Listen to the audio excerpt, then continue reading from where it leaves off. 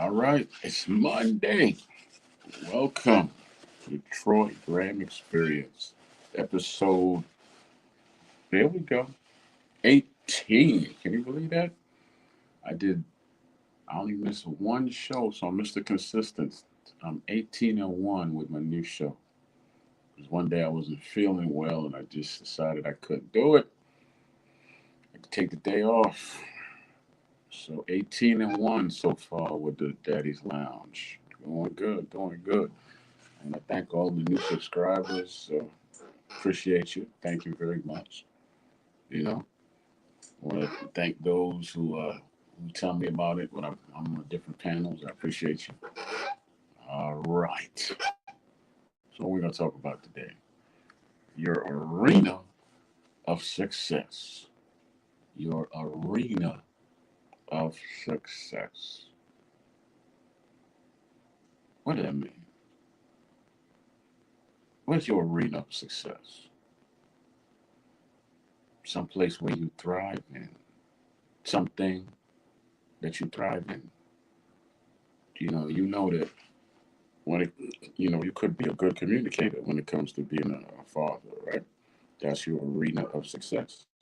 You could be, you could be a compassionate. Compassion is your arena of success. hmm self awareness. Like you could pick up little things that your children are doing, and you're like, okay, like, I got a story for you. I do. So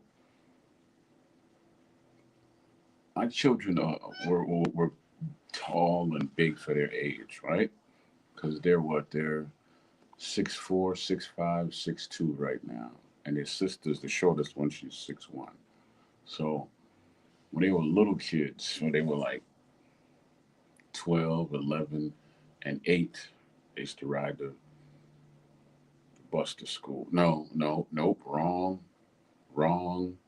They were 14, 13, and what did I say, 13?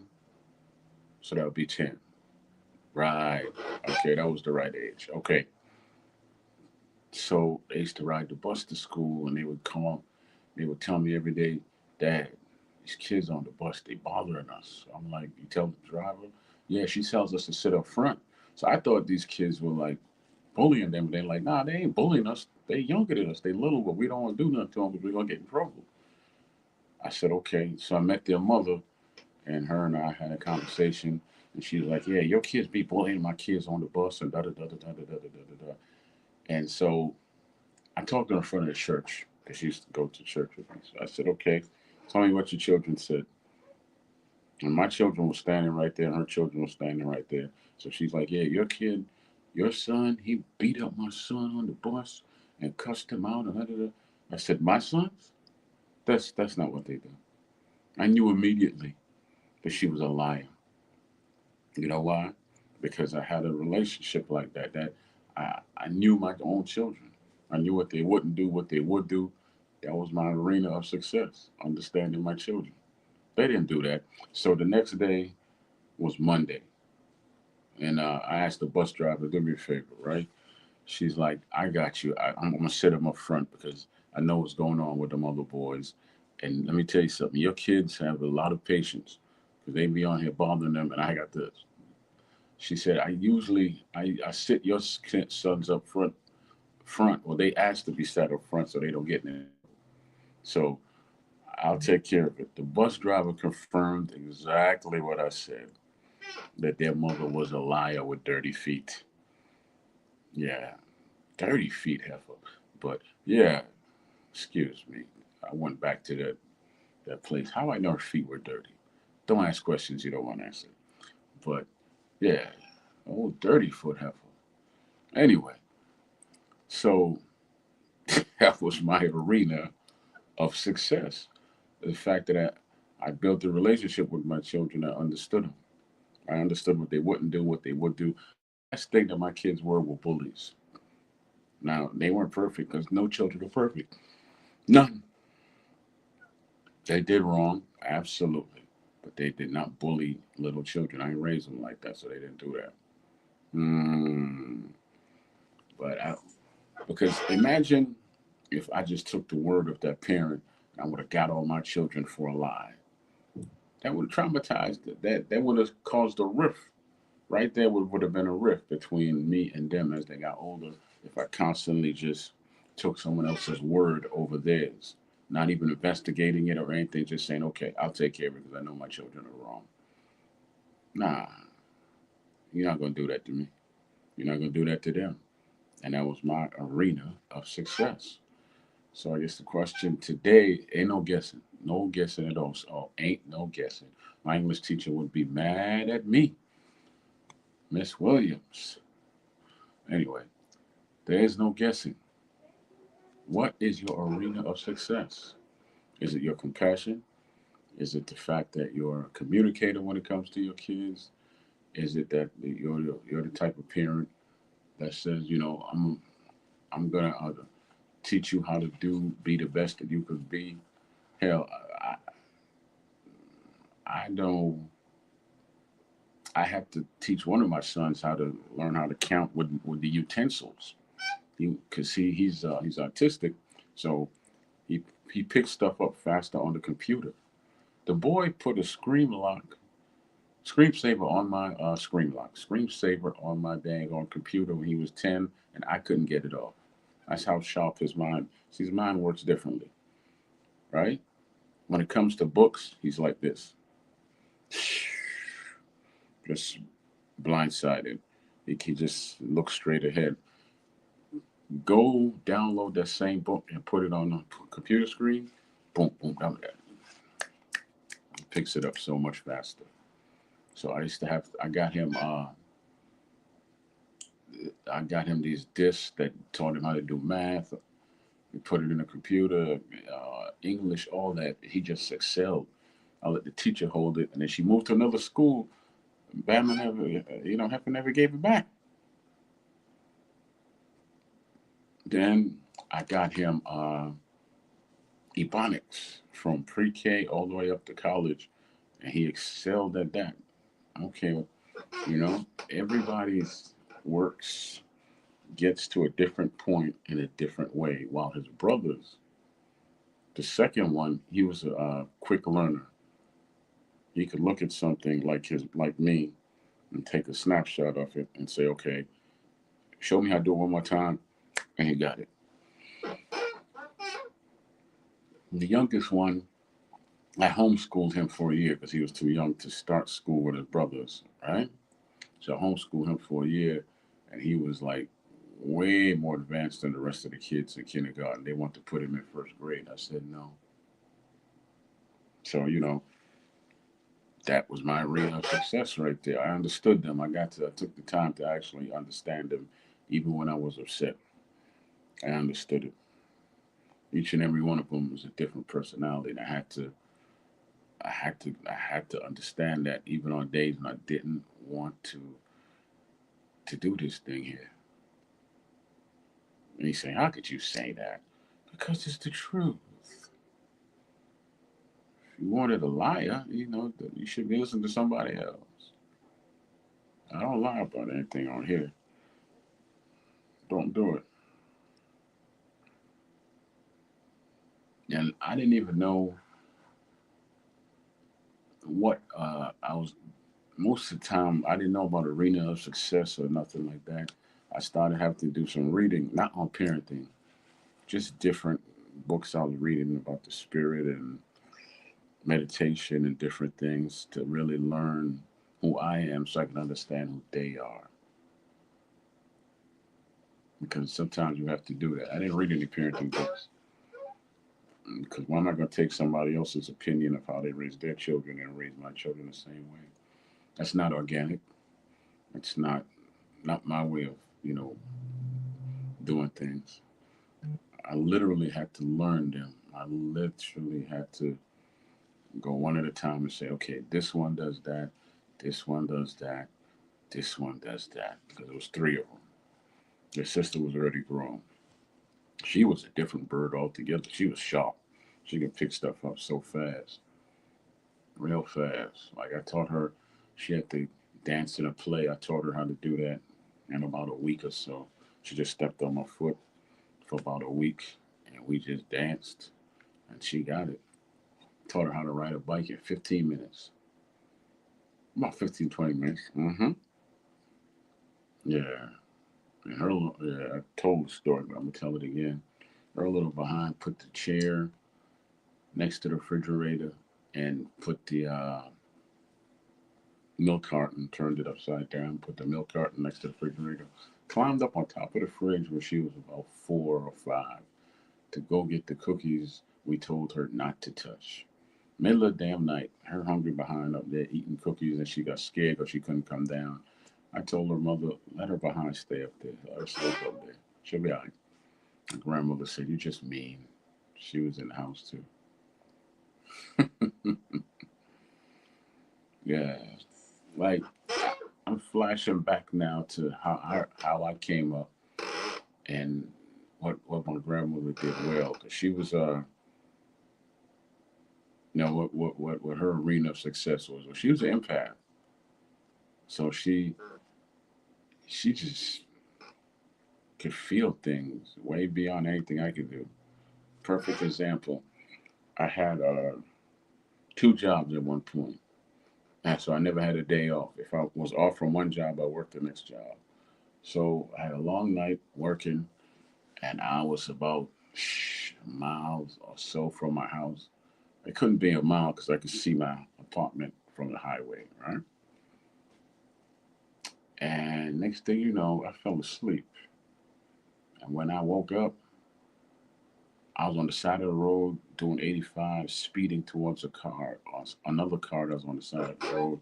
So I slammed on my brakes because when you're half asleep, you're not thinking. If I was thinking, I would have tapped, tap, tap, tap, and just eased over.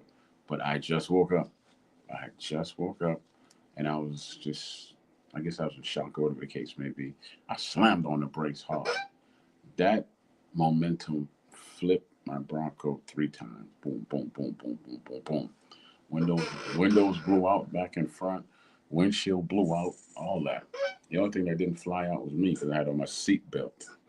So this was at 12 o'clock a.m. And then there was 2 off-duty police officers behind me, and they came and got me out the truck and sat me down and said, "You okay? You okay? You okay?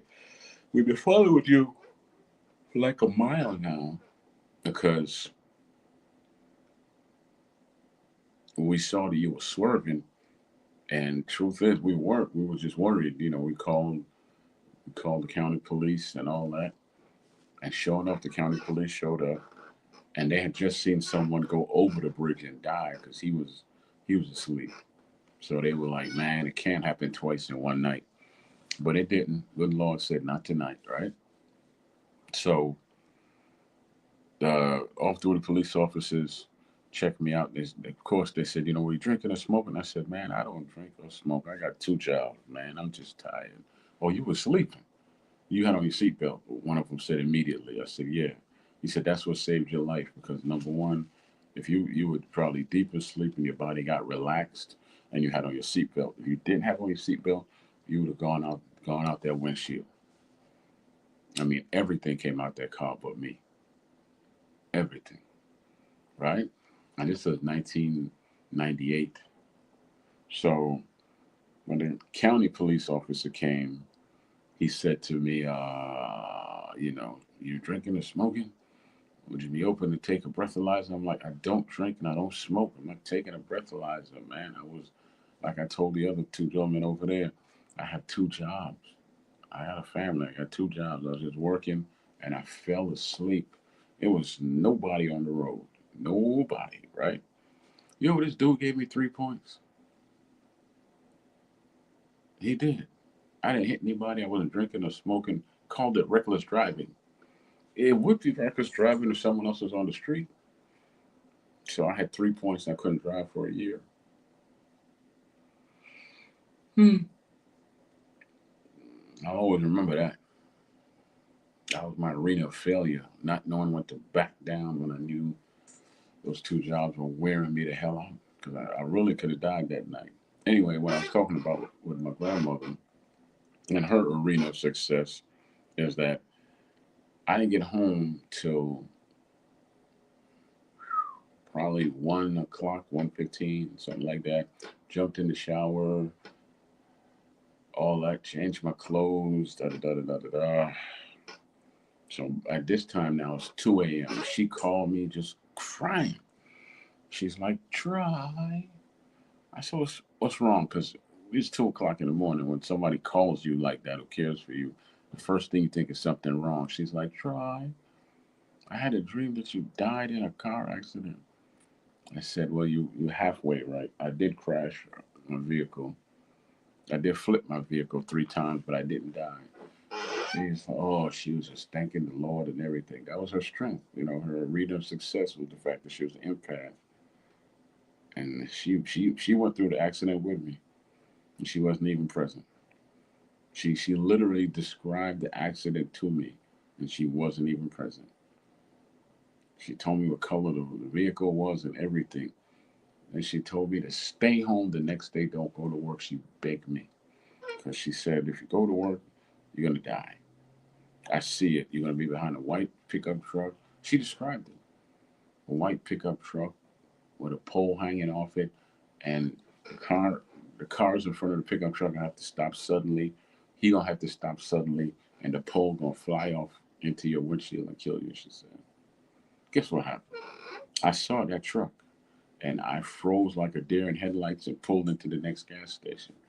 And guess what happened 2 blocks up the road? The pole flew into somebody else's windshield, but that person didn't die because it was, I think, a box truck, so they set up a little high, right? So that's what saved him. I had a Cavalier; they sat low,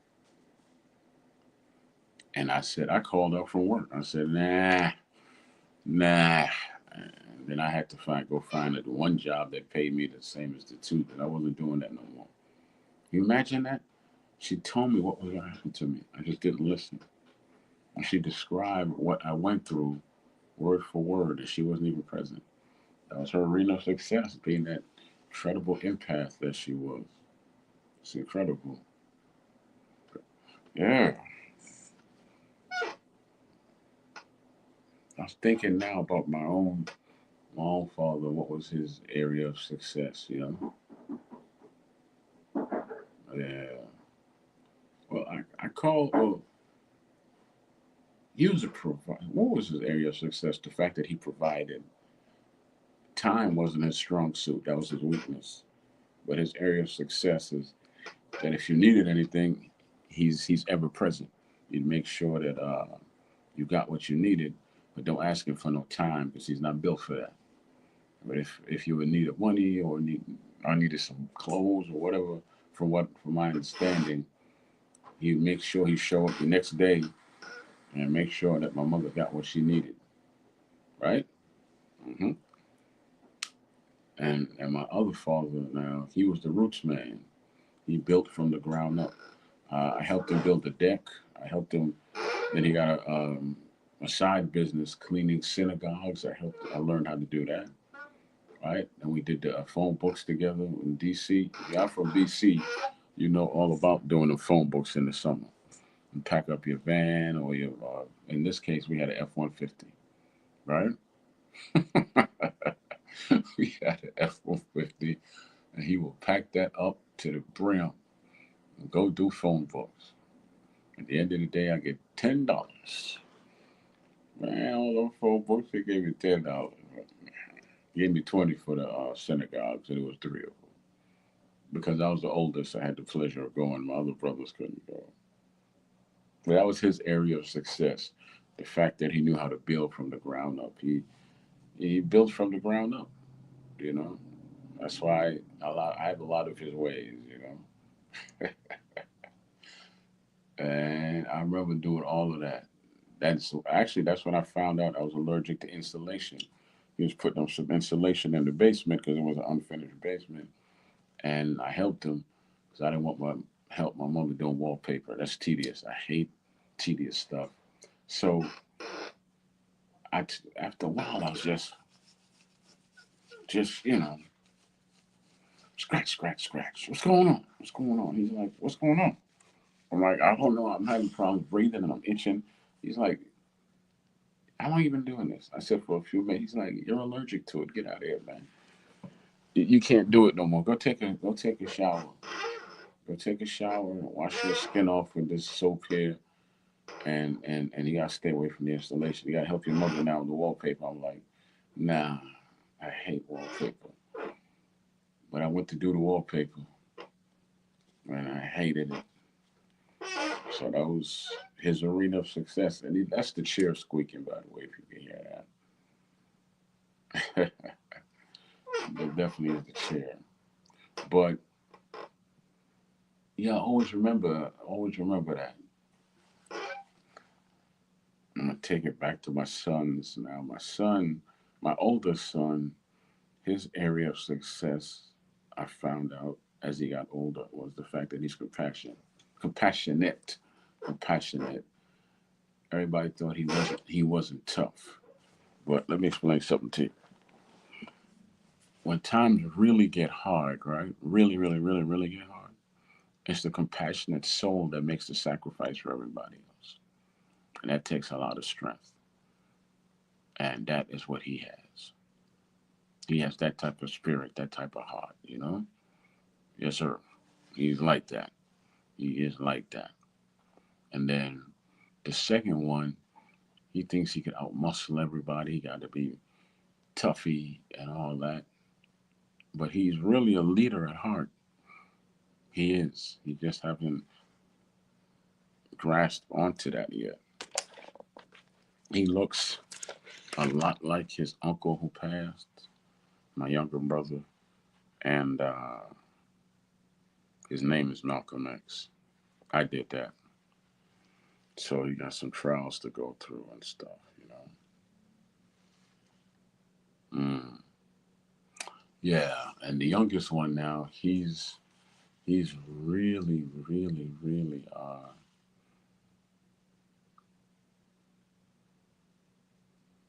advanced for his years as far as spiritually. His spirit is he's in tune to his spirit. So he might say something and you're like, I didn't know you had that level of understanding. Yeah. He's a very in tune with his spirit. Like he'll say stuff like we were talking about his rap. He's a rapper, so I was like, yeah, you got a good flow and a style. He said, but you don't like my lyrics. I'm like, not at all, because the more you talk about what you talk about, and he said, I'm gonna manifest them. You taught me that. I said, yeah, I did. I know. He said, yeah, I don't really want to rap like that no more. I said, well, rapping's a story. You know, there's a beginning, there's a middle, and there's a climax. You just have to do it in 3 minutes. So you have to tell about all the so-called exciting things. Then you have to tell how you led there. Then at the end, you give them some reality. This is what happens. All three of those have to come out in 3 minutes, and that's what his strength is. The fact that he's in tune with his spirit. So it was difficult working with all them three personalities, man. See, because there's such a big gap between them and their sister by 11 years, 12 years, and 15 years, that I raised her by herself. And I picked up on her well and her ways. Whew, I had to pick up on her ways pretty fast too, but she was so quick to pick up stuff and so smart. The only thing I had to do was get her to stop talking back. That was my arena of failure. I even shut up a preteen little girl. Whole lot of whole lot of box tape. Stop it. I didn't tape her mouth. Did I? Okay. But yeah. So I asked myself the other day, why did I? Am I gonna keep going and da da da da da da da? and all this other stuff. And I'm like, yeah, I'm gonna keep going. Noah didn't build his ark in one day, and this show is not gonna get built in one day, or even 18 episodes, but it will get built. What's the brother's name? I meant to look him up. The motivational speaker. Something. I don't remember the brother's name, but I listened to him off and on, and he was telling the story of how when he started his YouTube channel, he gave the same effort when there was no one there, then when he had one person watching, then 10, then 100, then 1,000, etc., etc. He gave the same effort. His effort was never different. He never like said, okay, well, ain't no one watching. Let me half-ass it. No, he gave the same effort. And little things like that are inspirational, man, because to come on and then you to give energy like that when no one's here, and then when you have nobody watching, then a few people watching, and then a lot of people watching, that's tough. That is tough, you know. Yeah, it's very tough. But that's exactly. And he said you gotta have a passion for what you do. It don't matter what. It doesn't matter what the algorithm says or statistics or numbers. He said drive it, push it, never stop. Because the more you do it, the more you'll see it build. But if you stop, you have to start over again, and that's the hard part. So I'm never stopping, never gonna stop. Because if I was just driven by, let's say, numbers and statistics and algorithms and money, then I would do something much more easier, right? Because who wants to hear somebody talk about fathers for an hour? The fathers, the fathers. Yeah, I'm a father. I should know. So that's why I do this, because it's come to. I know based on when it started as a blog that people hear you, and you touch people, and that's the important part to me. Knowing that I'm doing this mainly because I know that the fathers need a positive voice, and also to let myself know that you know what, you need a dang positive voice, even if it's your own. You know, I asked somebody the other day, do they talk to themselves? They're like, no. So I said, I do. I do. I sit down and I'm like, just say, this is what I'm going through today. I need some help. The reality is I'm talking to God, but, you know, I'm talking to myself. So, and then, have a conversation. And then that's how you learn how to walk into your area of success. You get to know you. Because I used to go to ITT. I was going to be an electrical engineer. hmm Got a job at a casino as a tech, and I was going to school. I got that job at a job fair at ITT, right? So I did all right there. I did all right. But what I did excel at is helping others. I was no good with machines, even though they taught me and I memorized what I needed to do. But I'll give you an example. I'll give you a story. So there was this older lady, old enough to be my grandmother. She was her computer, her slot machine had froze, and she couldn't get her card out or anything. So I got the call. I took it and got her card out. Got to start again. She even won, but as I was walking away, she was just like this, with her heart on her chest and her hand was. I said, no, that was her left hand. So I said to her, are you okay? And she was like, "No, I'm feeling real weak, and I can't reach my daughter." Cause see, in casinos, if y'all don't know, some parts of the casino are they have blockers, so you can't make any phone calls. They block phone call cell phones. So she was in that area where you couldn't make any calls. So she was trying to get her daughter to come back over to her because she felt weak. So I said, "Your left hand is shaking and your chest hurt, right?" And she said, "Yeah." So I said, "Okay, I'm going to. I'm not leaving you. I'm not leaving you. But we got to go over here to the clinic in the back. Can you walk right here to the clinic in the back?" So she was like, "Yeah." So I slowly walked with her to the clinic in the back, which wasn't too far from where we were. And I explained to them what was going on, and they were like, "Okay, lay her on this table." They do a quick examination, and they were like, "Call the ambulance, call the ambulance, call the ambulance." So they called the ambulance, and they took her. Before that, they got in touch with her daughter, because once you're in that room, you can make calls.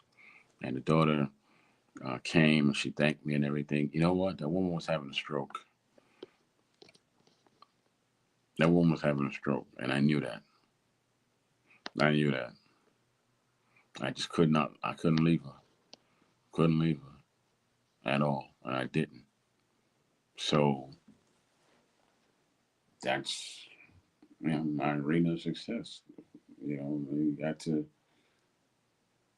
I was no good with. I'm not good with computers. I'm better with people. And that's where my success is. Oh, wow. Can you imagine that? Seeing someone have a stroke or almost. Well, she was had. There's these things called minor strokes and there's major strokes. So, but yeah, yeah. And then a few months later, she came back with her daughter, and I got the call again, and she was like, "Oh," gave me a big old hug, and I fixed her machine, and she won $1,500. Yeah, and she said, "You ain't leaving. You staying right here for the next 20 minutes." I stood there. She called her daughter. She was like, "You remember him?" She's like, "Yeah." So, like, "How you doing?" She said, "Baby, I found you a husband."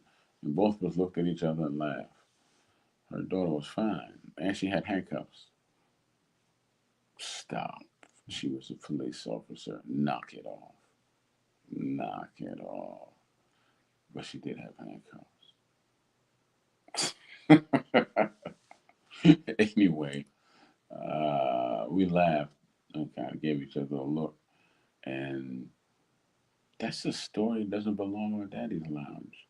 With your dirty minds. Dirty, dirty, naughty, naughty, naughty minds. Anyway, more beautiful young lady than she was. Anyway, what was I saying? Yeah, I don't know either. I know exactly what I was saying. But yeah, wow, that was an interesting story. Anyway, I wonder sometime, if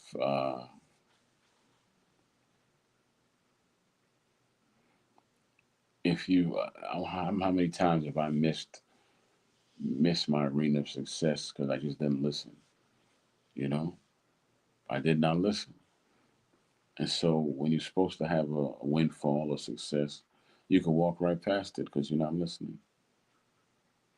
And then when you see your children do that, you're gonna get upset. But apples don't fall too far from the tree. I should know. Like, you know, they could excel in different categories in school, whether it be English, math, whatever the case may be, but they half-assing it because they think they could just get by, just to get by, just to get by. No, you can't half-ass it. You got to see it all the way through. So I'm wondering how many times did I miss the chance to be successful by not listening, much like my sons, much like that. Mm. But it was one thing that I remember doing where my youngest found his arena of success.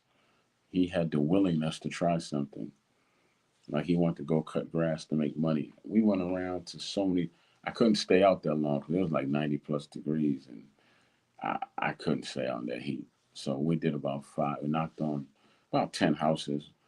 Every last one of them. If they didn't answer, the rest of the people just flat out said no. But I didn't go to the door. He did. Cute little kid at the time. He was 10, and he had a little lawn. He had the lawnmower with him, and they were like, "What you want?" No. And he was so mm, disappointed when we got back to the house. He's like, why they didn't let me cut their grass?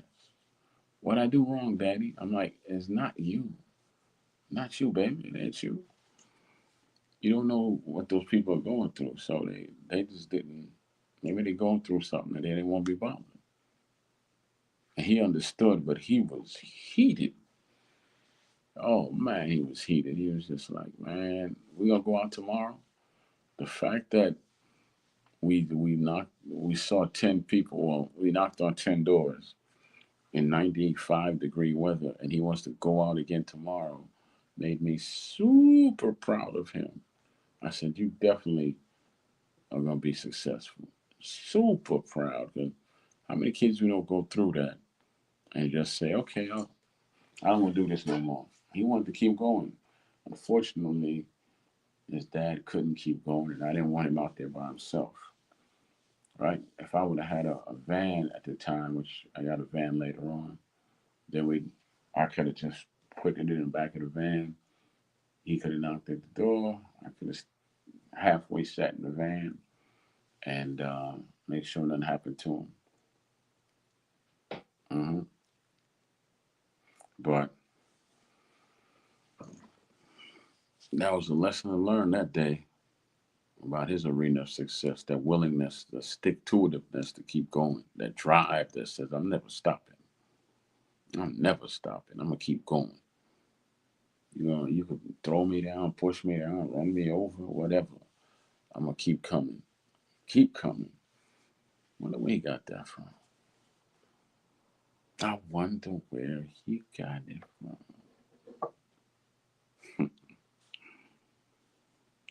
Yeah. You know, I even have some books I'm reading now, some inspirational books, books about different things. I just don't. I'm going to take a fast from social media with the exception of my own show and just get my head back into the books. Like, why you want to do that? I mean, why not? Time to time to grow my spirit. Time to grow. Period. You know, ain't nothing happening on social media that I need to hear about unless it has something pertaining to what I'm building. Right. So time to go. Yeah. After today, it starts today. I call it a fast. I think I'll allow myself to come on here X amount of times a year. Yeah. But I'm not saying the number. Not gonna say the number.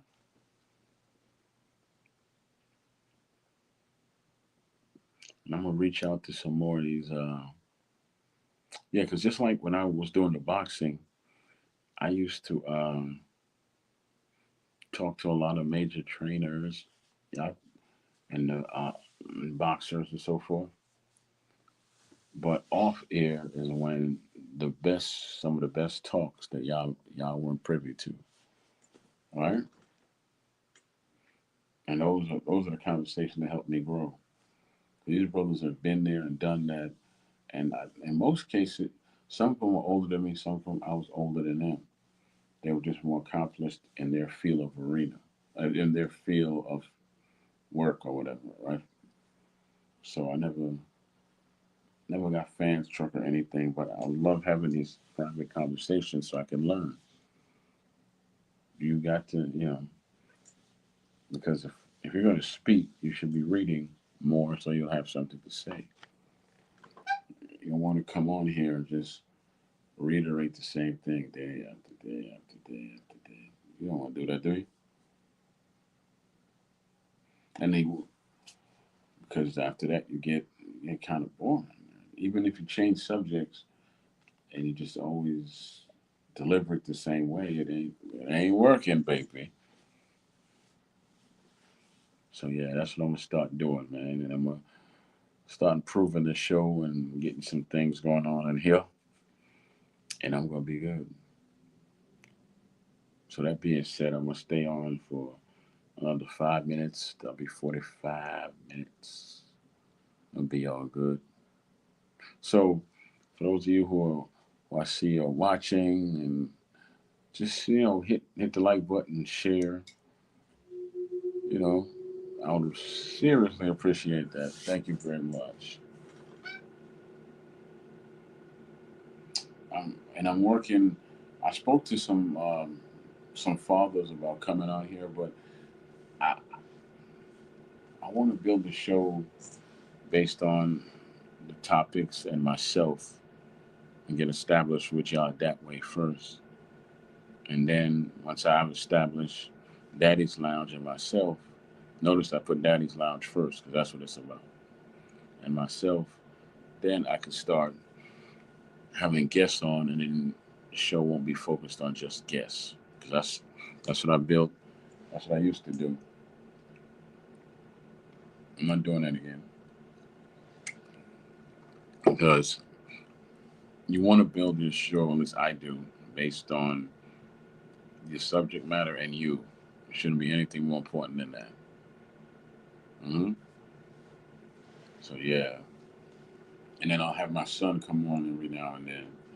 We'll, we'll he'll talk and we'll have some conversations and probably have all of them come on at one point. Maybe their sister, if she could find the time, she'll come on. Right? Well, actually, no. She's already been on it.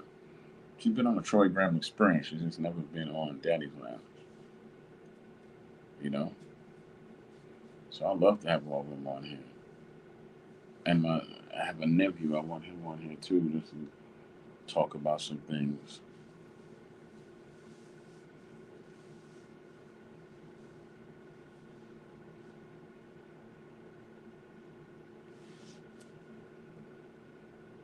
I was talking to my brother yesterday for Mother's Day. He said he drove past his mother's house. One of my life brothers, to clear that up.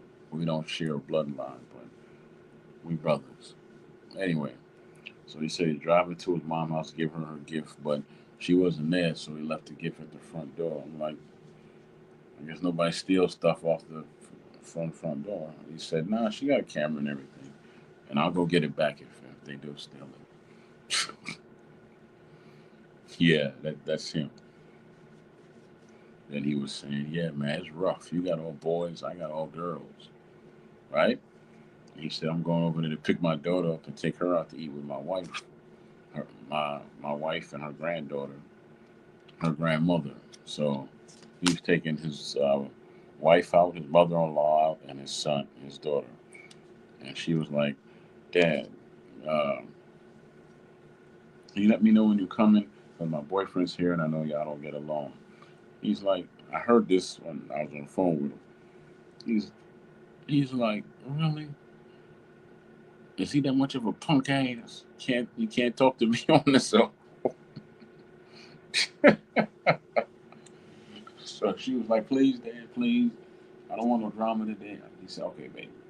I'll call you when I'm out front. You come out front. And she was like, thank you. There's no drama today between you two. It's like, I ain't got no problem with that punk ass. He punk ass. It's like, Dad, he can hear you. Use a punk ass.